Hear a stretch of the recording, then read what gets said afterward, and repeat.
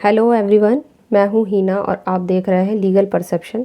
आज की वीडियो में हम समझने वाले हैं एक और इम्पॉर्टेंट टॉपिक आर्बिट्रेशन से ही finality and enforcement of arbitral award यानी मध्यस्थम पंचाट की अंतिमता और उसके प्रवर्तन के बारे में। वीडियो इम्पॉर्टेंट है तो लास्ट तक बने रहिएगा।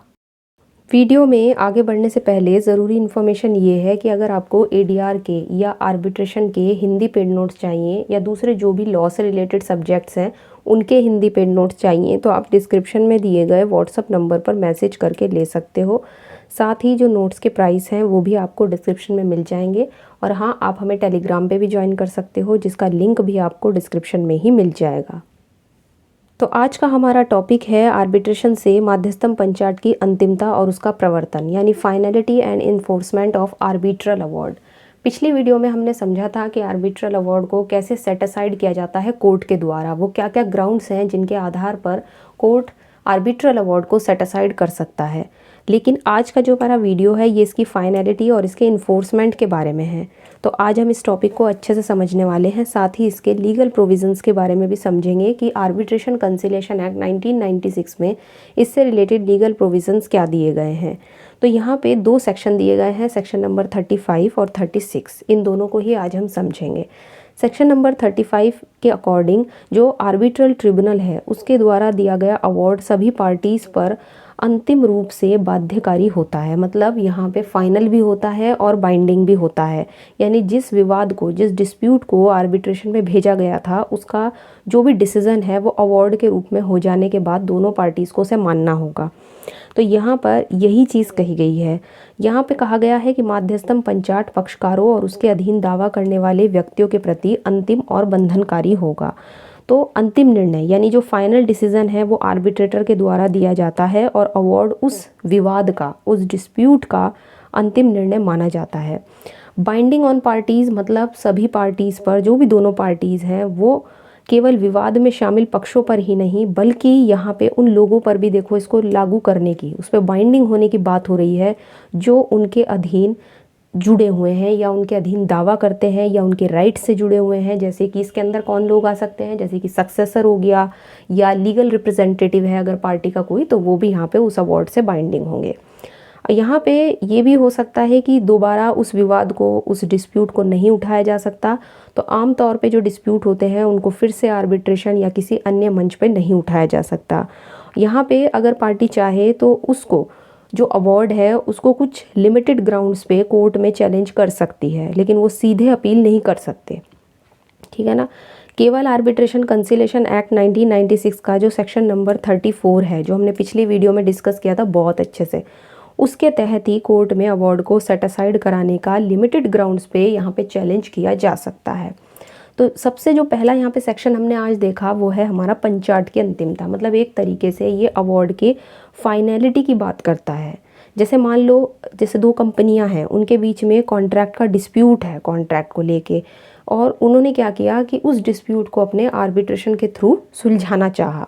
अब आर्बिट्रेटर ने फैसला दिया कि कंपनी ए को कंपनी बी को 10 लाख रुपए देने हैं। मतलब कंपनी ए कंपनी बी को 10 लाख रुपए देगी। अब सेक्शन 35 के हिसाब से ये जो अवार्ड है कि एक पार्टी को दूसरी पार्टी को इतना पेमेंट देना है, तो ये फाइनल भी है और बाइंडिंग भी होगा। दोनों कंपनी को इसे मानना होगा। अगर कोई पार्टी यहाँ पे सेटिस्फाई नहीं है, असंतुष्ट है, तो वो केवल सेक्शन 34 के तहत ही अदालत में इसको चुनौती दे सकता है। इतना कहा गया है सेक्शन नंबर 35 में। नेक्स्ट आता है सेक्शन नंबर 36 जो यहाँ पे आर्बिट्रल अवार्ड के एनफोर्समेंट की बात करता है।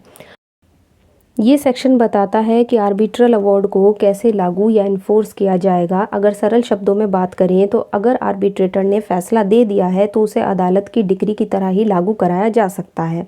जैसे जहां सेक्शन 34 में पंचाट को पास करने के लिए जो एप्लीकेशन, मतलब जो अवार्ड को सेट असाइड करने के लिए एप्लीकेशन जो पार्टी को डालना था, जो उससे सेटिस्फाई नहीं थी, तो वो अगर टाइम पीरियड यहाँ पे बीत चुका है तो ऐसे में अवार्ड को सीपीसी यानी जो सिविल प्रोसीजर कोड है 1908 का, उसके प्रोविज़न के हिसाब से उसका एग्जीक्यूशन किया जाएगा। मतलब उसका निष्पादन किया जाएगा, जो ठीक वैसे ही होगा मानो कि वो कोर्ट की डिग्री हो।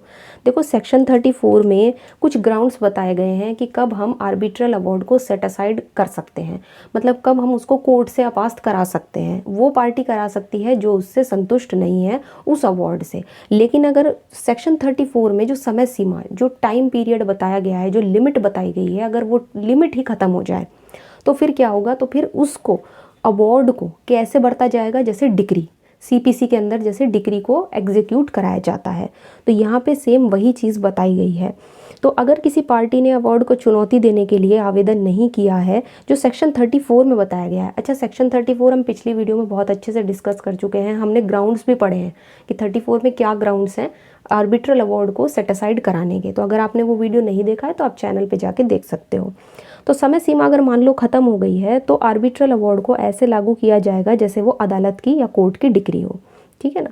जिसके पक्ष में फैसला आया है वो सीधे कोर्ट से उसका पालन करवाने की मांग कर सकता है। जैसे यहाँ पे सीपीसी में डिक्री लागू होती है, ऐसे ही वो भी लागू होगा यहाँ पे जो अवार्ड है। सब सेक्शन 2 कहता है कि सेक्शन 34 में जो अवार्ड है उसको अपास्त किए जाने के लिए आवेदन फाइल किया है, तो ऐसे आवेदन का फाइल किया जाना केवल अवार्ड को अनिष्पादनीय नहीं बना देगा, जब तक कि सब सेक्शन 3 के अकॉर्डिंग इसके लिए अलग से आवेदन करने पर उस माध्यस्थम पंचाट, मतलब उस आर्बिट्रल अवार्ड के प्रति स्थगन आदेश स्वीकार नहीं कर देता कोर्ट। तो अगर किसी भी पार्टी ने सेक्शन 34 के तहत अवार्ड को रद्द कराने के लिए आवेदन कर दिया है तो क्या होगा, तो सिर्फ आवेदन देने से ही अवार्ड की इन्फोर्समेंट अपने आप नहीं रुकती है। मतलब पहले ऐसा होता था कि चैलेंज करने से अवार्ड रुक जाता था, लेकिन 2015 में जो अमेंडमेंट हुआ है आर्बिट्रेशन कंसिलिएशन एक्ट में, उसके बाद अब ऐसा नहीं है, ठीक है ना। तो ऐसा नहीं है कि वो चीज़ यहाँ पे रुक जाएगी, वही सारी चीज़ें यहाँ पे दी गई हैं। सब सेक्शन 3 की बात करें तो ये बात कर रहा है माध्यस्थम पंचाट स्थगन के लिए आवेदन होने के पंचाट के एनफोर्समेंट का लिखित में कारणों का उल्लेख करते हुए स्थगन आदेशित कर सकता है। मतलब यहाँ पे कहा गया है कि अगर कोई पार्टी है और वही कोर्ट से चाहती है कि अवार्ड लागू ना हो तो उसे क्या करना होगा, उसे कोर्ट से यहाँ पे विशेष रूप से स्टे यानी रोकने का आदेश लेना होगा। स्टे ले लेते हैं ना कोर्ट से कि इस चीज़ को रोक दो, तो कोर्ट से विशेष रूप से यहाँ पे स्टे का ऑर्डर लेना होगा। कोर्ट ये जो ऑर्डर है वो कुछ शर्तों, कुछ कंडीशंस पर दे सकती है, जैसे कि यहाँ पे पैसा जमा करवाना हो या कोई गारंटी देनी हो या कोई अन्य सिक्योरिटी, तो यहाँ पे कुछ ऐसा कोर्ट यहाँ पे कंडीशंस दे सकती है।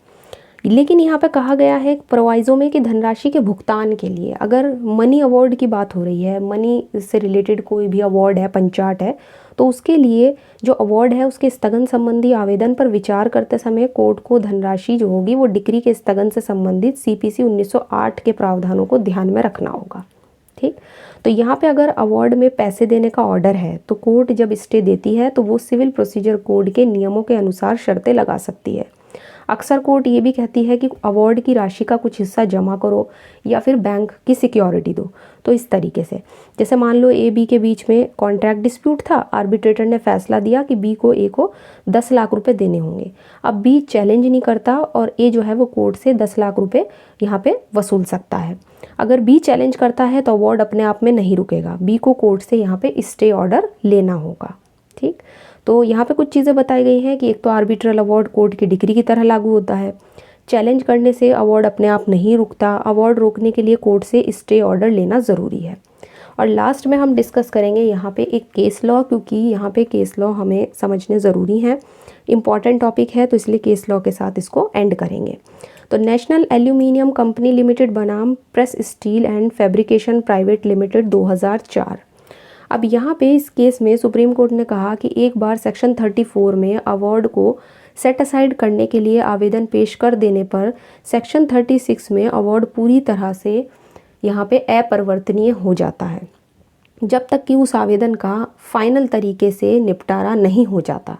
क्योंकि जो अपीलेंट है, जिसने अपील लगाई है, जो अपीलार्थी है, उसका अवार्ड को पास करने के लिए आवेदन न्यायालय में विचाराधीन और लंबित है, इसीलिए अवार्ड के किसी भी हिस्से का एनफोर्समेंट पॉसिबल नहीं है, इसलिए अपील इस मामले में अस्वीकार कर दी गई थी। तो यहाँ पे कोर्ट ने बेसिकली सेक्शन 36 के बारे में बात की है और साथ ही सेक्शन 34 की भी बात की है, जो आर्बिट्रल अवार्ड के सेट असाइड से रिलेटेड था।